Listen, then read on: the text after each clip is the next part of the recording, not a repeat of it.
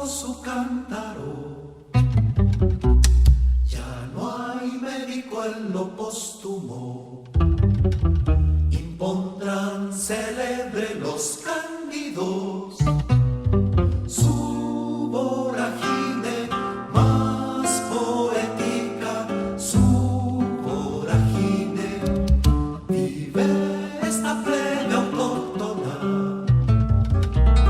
como un desolado páramo, viéndose tan mísera y decrépita, sin un santo fiel en la cúspide, sin un santo fiel.